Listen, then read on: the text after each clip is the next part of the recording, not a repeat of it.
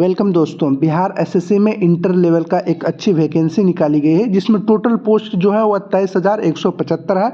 जो हम आपको इस वीडियो में स्टेप बाय स्टेप करके बताएंगे कि आपको अपना फॉर्म कैसे भरना है। अगर आप ये फॉर्म भरना चाहते हैं तो आप मात्र इंटर पास यानी 12th पास हैं तो ये फॉर्म आप भर सकते हैं। चलिए वीडियो शुरू करते हैं कि आपको कैसे स्टेप बाय स्टेप करके अपना फॉर्म भरना है।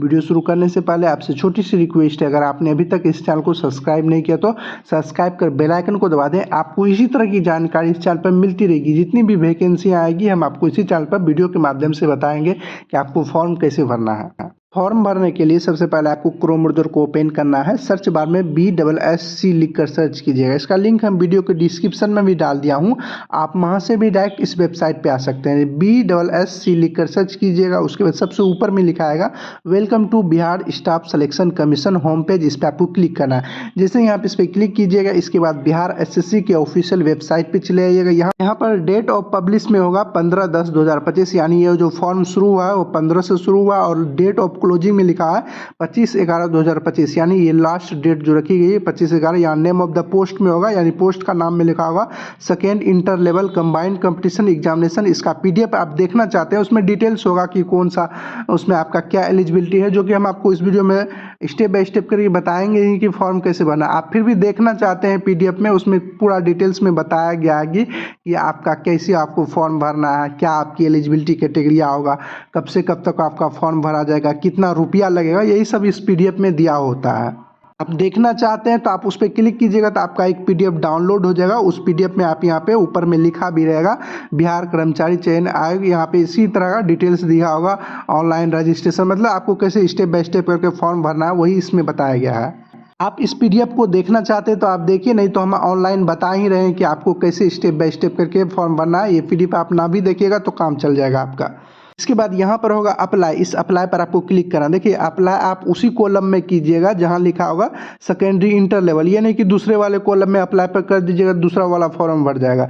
इसीलिए यहाँ उसी के जो भी फॉर्म भर रहे हैं उसी कॉलम में यहाँ पर होगा अप्लाई, उसी अप्लाई पर आपको क्लिक करना है। अप्लाई के बाद यहाँ पर होगा न्यू रजिस्ट्रेशन, इस पर आपको क्लिक करना है। जैसे ही आप यहाँ न्यू रजिस्ट्रेशन पर आप क्लिक कीजिएगा, देखिए एक चीज़ यहाँ पर आपके सामने लिखा आएगा, क्या आपने विज्ञापन संख्या 2/23 पोस्ट सेकेंड इंटर स्तर संयुक्त प्रायोगिक परीक्षा 2023 के लिए आवेदन किया है। देखिए इससे पहले भी इसका फॉर्म भरा चुका है, जो आपने बिहार SSC इंटर लेवल से ही जाना गया था और 2023 में निकाला गया था। इसका अभी तक एग्जाम नहीं किया गया। इसका पोस्ट अब बढ़ा दिया गया, पहले 10,000 के मतलब ज़्यादा था 10,000 से, अब इसका पोस्ट 23,000 कर दिया गया। इसीलिए ये फॉर्म का भरने का जो है, जो स्टूडेंट पहले भर दिए हैं उसको इसमें फॉर्म भरने की ज़रूरत नहीं है। जो कि इसके नोटिफिकेशन भी आप यहाँ पे डाउनलोड कीजिएगा, उस नोटिफिकेशन में भी यहाँ पर लिखा गया है। यहाँ पर है देखिए, वैसे अभ्यर्थी जिन्होंने विज्ञापन संख्या 2/23 के अंतर्गत अंतिम रूप से ऑनलाइन आवेदन समर्पित किए हैं, उन्हें विज्ञापन संख्या 2/23 हेतु आवेदन करने वाले अभ्यर्थी निम्नलिखित तालिका के सभी पदों के लिए प्रतियोगी होंगे। यानी उसको कुछ करने का जरूरत नहीं है। ये ऐसे स्टूडेंट के लिए खोले गए हैं जो स्टूडेंट उस समय आवेदन नहीं कर पाए थे या उसमें आपने इंटर पास नहीं कर पाए थे, आवेदन फॉर्म नहीं भर पाए थे, वैसे स्टूडेंट के लिए दोबारा खोला गया है। ये फॉर्म अभी तक नहीं भरे हैं तब आपको यहाँ पर नो पर क्लिक करना। नो पर क्लिक कीजिएगा तब आपके सामने कुछ इस तरह का इंटरफेस आएगा। यहाँ पर सबसे पहले होगा नेम ऑफ द एप्लीकेंट, आवेदक का नाम। यहाँ आपको अपना नाम लिखना है। 10th क्लास के सर्टिफिकेट में जो नाम होगा वही नाम आपको डालना है। इसमें आपको मिस्टर मिसेस ये सब चीज़ का यूज नहीं करना, डायरेक्ट आपको अपना नाम लिखना है। उसके बाद यहाँ पर होगा फादर्स नेम, आपको पिता का नाम लिखना है। उसके मदर्स नेम, माता का नाम लिखना है। उसके यहाँ जेंडर आपको बताना है। लड़का होंगे तो मेल पर क्लिक कीजिएगा, लड़की होंगे फीमेल पर क्लिक कीजिए, ट्रांसजेंडर होंगे ट्रांसजेंडर पर आपको क्लिक करना है। इसके बाद यहाँ पर है डोमिसाइल ऑफ बिहार स्टेट, यानी बिहार के निवासी हैं तब यहाँ यस पर क्लिक कीजिएगा, नहीं है तब नो पर क्लिक करना है। इसके बाद यहाँ कैटेगरी आपको बताना है, किस कैटेगरी में है, SC ST OBC जो भी है यहाँ पे सेलेक्ट कर लीजिएगा। इसके बाद यहाँ नीचे में आपको कास्ट यानी किस जाति से है वो जाति का नाम यहाँ पे सेलेक्ट कर लीजिएगा। इसके बाद अगर आप यहाँ कैटेगरी में EBC सेलेक्ट किए होंगे तब आपको यहाँ पर क्या आप क्रीम लेयर रेस से संबंधित है और जो है तब यहाँ यस पर क्लिक कीजिए। मान लीजिए ईबीसी छोड़ के आप दूसरा कोई सेलेक्ट कीजिएगा, जैसे एसटी सेलेक्ट कीजिए, तब देखिए यहाँ पे आपको ये वाला सेलेक्ट करने का ऑप्शन ही नहीं आएगा कि आप क्रीम लेयर रेस से संबंधित है। यहाँ आपको ईबीसी में ही सिलेक्ट करने का ऑप्शन आएगा। इसको नॉन क्रीमी लेयर का मतलब जो आप एनसीएल सर्टिफिकेट जो बनाते हैं, जाति निवास तीनों मिलकर एनसीएल सर्टिफिकेट बनता है, वही नॉन क्रीमी लेयर होता है, उसी को कहते हैं। आप अगर जो नॉन क्रीमी लेयर के अंतर्गत आते हैं तब यहाँ यस पर क्लिक कीजिएगा, नहीं तो नो पर क्लिक कीजिए। उसके लिए यहाँ होगा क्या आप दिव्यांग वाले व्यक्ति जो है, तब यहाँ यस पर क्लिक करना है। उसके यहाँ नेचर ऑफ डिसेबिलिटी में बताना है कि परमानेंटली है, टेम्पोररी है दिव्यांग। उसके बाद यहाँ आपको 40% से अधिक दिव्यांग है, तब यहाँ यस पर क्लिक कीजिएगा। देखिए, और जो आप दिव्यांग हैं ही नहीं, तब यहाँ पर नो पर क्लिक कीजिएगा। यहाँ होगा are you person with disability, यहाँ नो पर क्लिक कीजिए, ये सब ऑप्शन ही नहीं आएगा भरने का। उसके बाद यहाँ होगा क्या आप भूतपूर्व सैनिक हैं और जो है, तब यहाँ यस पर क्लिक करना है। उसके बाद यहाँ आपको बताना होगा रक्षा की सेवा की अवधि, यानी टाइमिंग आपको बताना होगा, ईयर मंथ और डे सहित आपको बताना है। अगर आप भूतपूर्व सैनिक हैं ही नहीं, नो पर क्लिक कीजिएगा, तब ये नो भरने का ऑप्शन नहीं आएगा। इसके बाद यहाँ पर है are you NCC full time candidate, और जो आप एनसीसी कैंडिडेट हैं तब यहाँ यस पर आपको क्लिक करना है। इसके बाद आपको यहाँ बताना होगा इंटर एनसीसी सर्टिफिकेट नंबर आपको यहाँ पे डालना होगा। नहीं है तब यहाँ नो पर क्लिक कीजिए, तब ये भरने का ऑप्शन नहीं है। उसके यहाँ पर है क्या आप बिहार सरकार के कर्मचारी जिन्होंने कम से कम 3 साल तक नियमित एवं लगातार सेवा की यानी नौकरी की है, तब यहाँ यस पर क्लिक करना है। नहीं किया, नो पर क्लिक करना है। उसके यहाँ होगा दिनांक 12/12/2000 के बाद बिहार कर्मचारी चयन आयोग में परीक्षा के से प्रयासों की संख्या, यानी कितने बार प्रयास किए हैं 12/12/2022 के बाद। इसके बाद है क्या आप बिहार सरकार के विज्ञापन में उल्लिखित पदों पर में से किसी भी पद पर संविदा नियोजित कर्मी है, जो संविदा पर है किसी भी पद पर, तब यहाँ यस पर क्लिक करना। उसके यहाँ पद का नाम सेलेक्ट करना है, किस पद पे आप संविदा पर है। उसके बाद यहाँ पर है क्या आपके पास सामान्य प्रशासन विभाग बिहार पटना के संकल्प संख्या 1003 दिनांक 22/1/2021 के अंतर्गत एकरारनामा है, और जो है तब यहाँ यस पर क्लिक कीजिएगा। इसके बाद आपको यहाँ बताना होगा कि उल्लिखित पद पर बिहार सरकार के संविदा सेवा की अवधि आपको बताना है कि संविदा कब तक है। अगर आप यहाँ पर नो पर क्लिक करते हैं ये सब चीज़, जैसे यहाँ होगा क्या आप बिहार सरकार के विज्ञापन संख्या उल्लिखित पदों पर संविदा पर कर्मी नहीं है, नो पर क्लिक करते हैं, तब ये सब चीज़ आपका भरने का ऑप्शन ही नहीं आएगा। उसके बाद यहाँ होगा मोबाइल नंबर पर, आपको यहाँ मोबाइल नंबर डाल देना। उसके कन्फर्म मोबाइल नंबर में दोबारा से मोबाइल नंबर डाल देना। उसके लिए ईमेल आईडी में ईमेल आईडी डाल दीजिएगा। उसके कन्फर्म ईमेल आईडी में दोबारा से ईमेल आईडी डाल दीजिएगा। उसकी यहाँ डेट ऑफ बर्थ आपको अपना सेलेक्ट करना है, जो 10th क्लास के सर्टिफिकेट में होगा वही डालना है। उसके बाद यहाँ जो कैप्चा लिखा है उसको यहाँ पे डालकर सेव एंड कंटिन्यू पर आपको क्लिक कर देना है। देखिए, सेव एंड कंटिन्यू से करने से पहले हम आपको बता देते हैं, आप अपने फॉर्म को अच्छे से देख लीजिएगा, उसमें भरने में आपने कोई गलती तो नहीं की है, और जो आप गलती कीजिएगा फिर तब आपको दिक्कत आ जाएगा। इसलिए आप सेव एंड कंटिन्यू करने से पहले आप अच्छे से चेक कर लीजिएगा, आप जो भी फॉर्म भर रहे हैं, आपका जो भी स्क्रीन पर आ रहा है उसके अनुसार से आप भर रहे हैं कि नहीं भर रहे हैं। सारा चीज़ सही होने के बाद उसके बाद ही सेव एंड कंटिन्यू पर क्लिक कीजिएगा। उसके बाद आपके सामने कुछ इस तरह से आएगा, इंटरफेस आएगा, यहाँ ओके आएगा, इस ओके पर आपको क्लिक करना है। इसके बाद आपके सामने फिर से कुछ इस तरह से आएगा। इसके बाद इसमें आपको यहाँ पर नीचे आना है। कोई चीज़ गलत है तो आप यहाँ एडिट पे जाकर उसको सुधार कर सकते हैं। कोई चीज़ अभी गलत है तो आप सुधार कर सकते हैं। सारा चीज़ सही है तब आप यहाँ पे कन्फर्म एंड नेक्स्ट होगा, इस पर आपको क्लिक करना है। उसके बाद यहाँ ओके होगा, इस पर आपको क्लिक करना है। उसके बाद आपको यहाँ पर रजिस्ट्रेशन नंबर लिखा आएगा, आपके मोबाइल नंबर पर भी रजिस्ट्रेशन नंबर और पासपोर्ट भेज दिया गया होगा। उसके बाद आपको यहाँ पर क्लिक हियर फॉर लॉगिन होगा, इस पर आपको क्लिक करना है। इसके बाद आप यहाँ पे रजिस्ट्रेशन नंबर डाल दीजिएगा। उसके पासपोर्ट जो आपके मोबाइल नंबर पे गया होगा वही पासपोर्ट आप यहाँ पे डाल दीजिएगा। उसको जो कैप्चा यहाँ लिखा हुआ है उसको यहाँ पे डालकर लॉगिन पर आपको क्लिक कर देना है। इसके बाद आपके सामने कुछ इस तरह का इंटरफेस आएगा। इसमें आपको 6 स्टेप दिखाई देगा। 6 स्टेप को कंप्लीट कीजिएगा तभी आपका फॉर्म सक्सेसफुली भरा जाएगा। पहला स्टेप है पर्सनल डिटेल्स, जिसमें आपका नाम पहले से भरा हुआ रहेगा। इसमें आपको यहाँ पे फादर्स नेम पिता का नाम लिखना है, मदर्स नेम माता का नाम लिखना है। उसके बाद आपको यहाँ पर निवास प्रमाण पत्र कब जारी हुआ था वह डेट आपको यहाँ पे सेलेक्ट करना है। आप अपना निवास प्रमाण पत्र देखिएगा, उसके बाद यहाँ पे डेट सेलेक्ट कर सकते हैं, आपका कब डेट मतलब निवास प्रमाण पत्र कब जारी हुआ। आपको यहाँ पे निवास प्रमाण पत्र का सर्टिफिकेट नंबर आपको यहाँ पे डालना है। यहाँ निवास प्रमाण पत्र संख्या आपको यहाँ पे सर्टिफिकेट नंबर डाल देना है। इसके बाद आपको यहाँ पे बताना है जो आपका निवास प्रमाण पत्र है वो कौन जारी किया है, यहाँ पे होगा, यहाँ पे सेलेक्ट करना है। जो सीओ जारी किया है तो सीओ का सिग्नेचर होगा, अगर आरओ ने जारी किया है तो आरओ का सिग्नेचर होगा, और जो आपने डीएम लेवल से बनाया है तो डीएम पे आपको क्लिक करना है। आपका जो भी निवास प्रमाण पत्र जारी किया है वो सिग्नेचर, आपका जो भी निवास प्रमाण पत्र होगा उसके नीचे में डिजिटल सिग्नेचर होगा, उस वही आपको यहाँ पे नाम सेलेक्ट कर लेना है जो भी आपका जारी किया है। आपका निवास प्रमाण पत्र आपने कहीं और से बनाया है, जैसे सीओ, आरओ या डीएम, एसडीएम के लेवल पर नहीं बनाया है, तब आप यहाँ पे अदर पर क्लिक कीजिएगा। उसके बाद आपको यहाँ पे पद नाम डाल देना है कि आपने किससे जारी बनवाया है निवास। बिहार में प्रखंड लेवल पर सीओ और आरओ बनाते हैं निवास प्रमाण पत्र। इसके बाद अगर आप ईबीसी या बीसी हैं तो आपको यहाँ पर एनसीएल सर्टिफिकेट अपलोड करना है। यहाँ पे देखिए लिखा हुआ ईबीसी, बीसी, एनसीएल। अगर आप एससी एसटी से आते हैं तो आपको एससी एसटी का यहाँ पर सर्टिफिकेट नंबर लिखना है। अगर आप ईडब्ल्यूएस से आते हैं तो ईडब्ल्यूएस का यहाँ पे सर्टिफिकेट नंबर लिखना है। आप जिससे भी आते हैं उसका सर्टिफिकेट यहाँ नंबर आपको लिख देना है। इसके बाद जो भी सर्टिफिकेट नंबर आप यहाँ पे दिए होंगे उसका यहाँ पे डेट आपको सेलेक्ट करना है कि वह सर्टिफिकेट कब इशू हुआ था, किस डेट को हुआ था, वह डेट आपको यहाँ पे सेलेक्ट कर लेना है। इसके बाद जो भी प्रमाण पत्र यहाँ पे डाले हुए थे वो कौन जारी किया है उसका यहाँ पे नाम सेलेक्ट कर लीजिएगा। सीओ जारी किया है या आरओ जारी किया है या डीएम, एसडीएम, जिससे भी जारी किया है वो यहाँ पे सेलेक्ट कर लीजिए। उसका यहाँ पे नाम नहीं आ रहा है तो यहाँ पे अदर पर क्लिक कीजिएगा, उसका यहाँ पद नाम डाल दीजिएगा। इसके बाद आपको यहाँ पर नीचे आना है। ये सब चीज़ आपका पहले से भरा हुआ रहेगा, आपको यहाँ पर आना है। यहाँ पर है वार्ड ऑफ फ्रीडम फाइटर, स्वतंत्रता सेनानी के आश्रित हैं और जो है तो यहाँ पर यस पर आपको क्लिक करना है। अगर नहीं है तब आपको यहाँ पर नो पर क्लिक करना है। और जो आप यहाँ पे यस पर क्लिक कीजिएगा तो उसका प्रमाण पत्र होता है वो आपको यहाँ पे डालना होगा। उसको यहाँ किसने जारी किया है वो आपको यहाँ पे बताना है, डीएम ने जारी किया है या डीएम के कार्यालय ने जारी किया है, उसका यहाँ पे आपको नाम सेलेक्ट कर लेना है। अगर आप नहीं है तब आपको यहाँ पर नो पर क्लिक करना है, तब आपको ये सब चीज़ नहीं भरना है। इसके बाद आपको यहाँ पर नेशनलिटी यानी आप जो इंडियन है तो इंडियन पर क्लिक कीजिएगा, और जो आप इंडिया के बाहर हैं तब आपको यहाँ अदर पर क्लिक करना है ना। इसके बाद यहाँ पर है do you have Aadhaar card, अगर जो आपके पास आधार कार्ड है तो यहाँ यस पर क्लिक करना है, और जो नहीं है तब आपको यहाँ पर नो पर क्लिक करना है।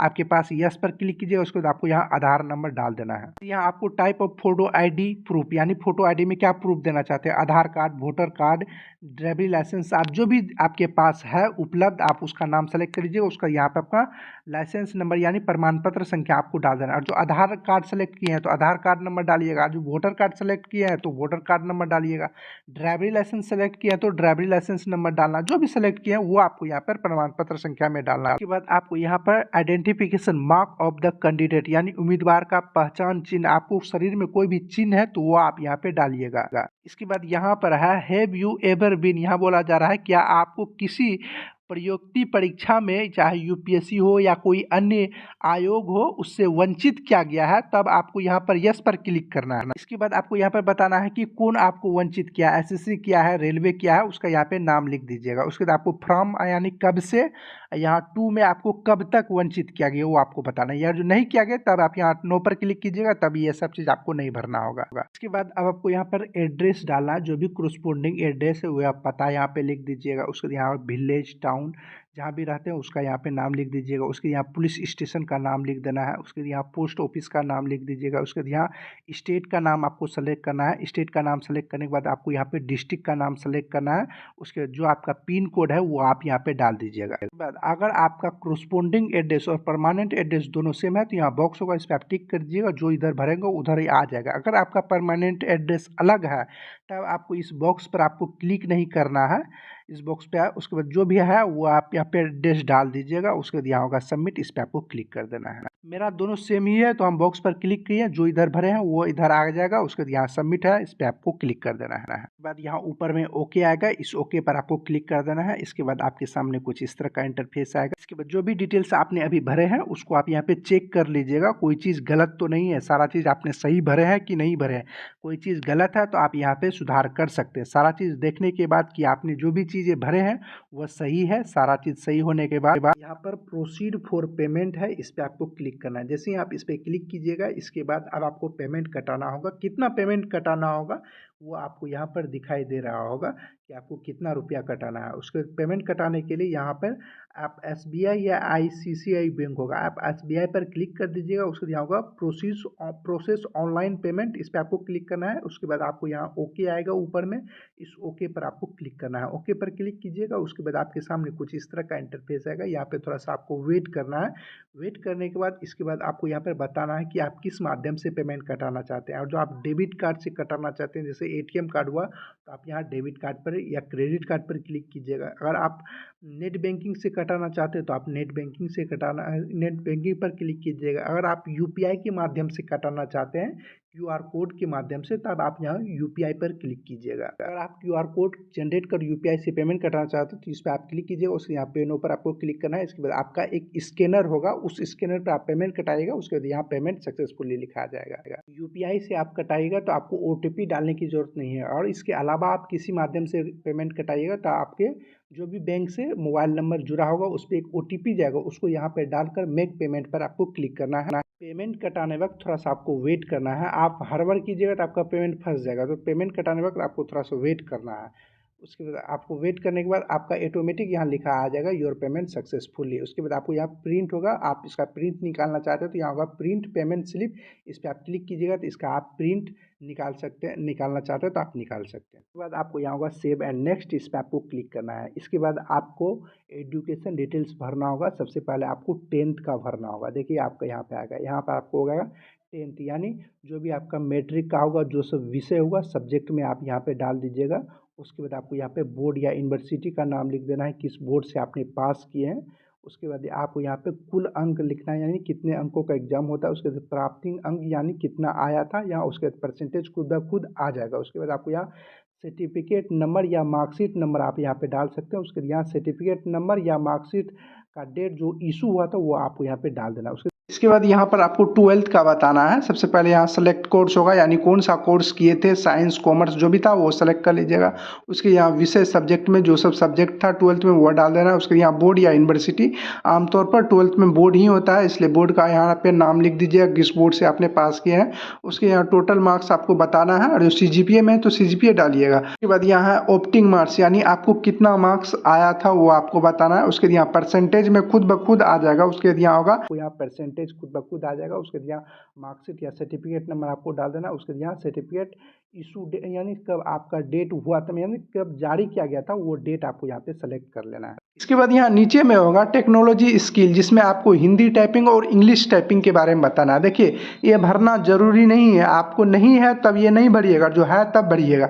जैसे यहाँ हिंदी टाइपिंग है सबसे ऊपर में, हिंदी टाइपिंग में उसके यहाँ होगा नेम ऑफ इंस्टीट्यूट, यानी किस इंस्टीट्यूट से आपने हिंदी टाइपिंग सीखे हैं। उसके बाद यहाँ होगा सर्टिफिकेट नंबर, आपको हिंदी टाइपिंग का सर्टिफिकेट नंबर डाल देना। उसके यहाँ होगा सर्टिफिकेट मार्कशीट या इशू डेट, मतलब आपका जो मार्कशीट है या सर्टिफिकेट है वह किस दिन इशू हुआ था हिंदी टाइपिंग का, वो आपको यहाँ डेट भर देना है। उसके यहाँ नीचे में होगा इंग्लिश टाइपिंग, उसके इंग्लिश टाइपिंग में है तब आपको यहाँ बताना है नेम ऑफ इंस्टीट्यूट, यानी किस इंस्टीट्यूट से आपका इंग्लिश टाइपिंग आपने सीखे हैं, सर्टिफिकेट है। उसके यहाँ होगा सर्टिफिकेट नंबर डाल देना। उसके यहाँ होगा सर्टिफिकेट या मार्कशीट इशू डेट, यानी आपका सर्टिफिकेट या मार्कशीट कब इशू हुआ था इंग्लिश टाइपिंग का, वो डाल दीजिएगा। हम आपको फिर से बता देते हैं, देखिए ये आपका इसकी टेक्नोलॉजी स्किल ये भरना जरूरी नहीं है, आपके पास है तब ये भरिएगा, नहीं है तब ये भरना जरूरी नहीं, इसको आप छोड़ दीजिएगा खाली। इसके बाद यहाँ नीचे में है have you done any computer course, यानी आपने एक कोई भी कंप्यूटर कोर्स किए हैं तब यहाँ यस पर क्लिक कीजिएगा, नहीं किए हैं नो पर क्लिक कीजिएगा, तब ये सब चीज़ आपको भरना नहीं पड़ेगा। जो आप यहाँ पे किए हैं यस पर क्लिक कीजिएगा,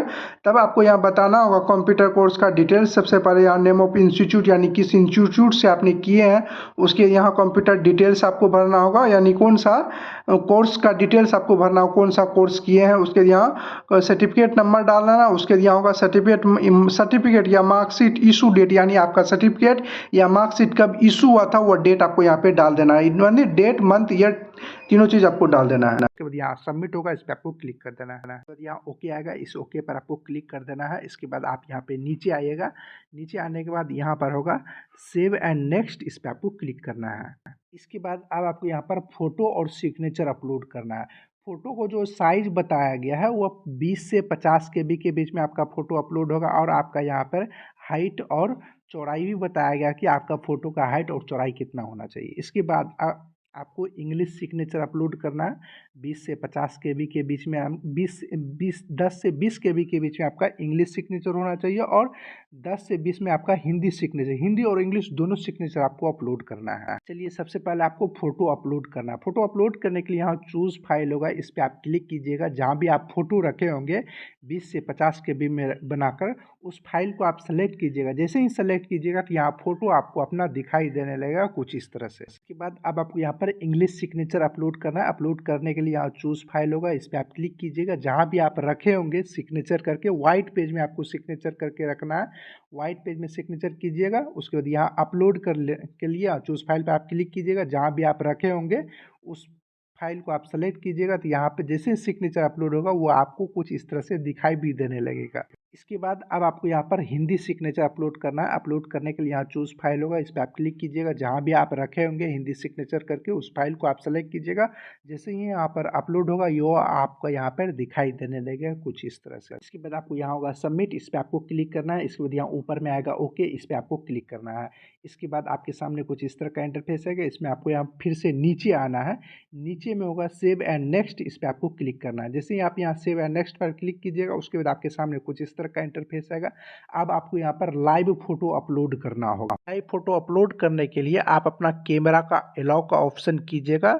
यहाँ पर आपको अपना फोटो दिखाई देने लगा। इस फ्रेम में आपको अपना मुंडा जो होता है उसको आपको रखना है। उसके बाद यहाँ टेक फोटो होगा, इस पर आप क्लिक कीजिएगा। इसके बाद फोटो यहाँ ले लेगा। उसके बाद फोटो अपलोड होने के बाद यहाँ होगा बॉक्स को, इस पर आप टिक कीजिएगा। उसके बाद यहाँ होगा फाइनल सबमिट, इस पर आपको क्लिक करना है। उसके बाद यहाँ ओके होगा, इस पर आपको क्लिक करना है। उसके बाद आपको यहाँ पर अपना 3 चीज़ दिखाई देगा, registration number, form ID, passport. उसके बाद आप यहाँ पे प्रिंट एप्लीकेशन स्लिप होगा, इस पर आप क्लिक कीजिएगा। इसके बाद आप फॉर्म को जो भरे हैं वह स्लिप निकल जाएगा, उसको आप डाउनलोड कर निकाल लीजिएगा।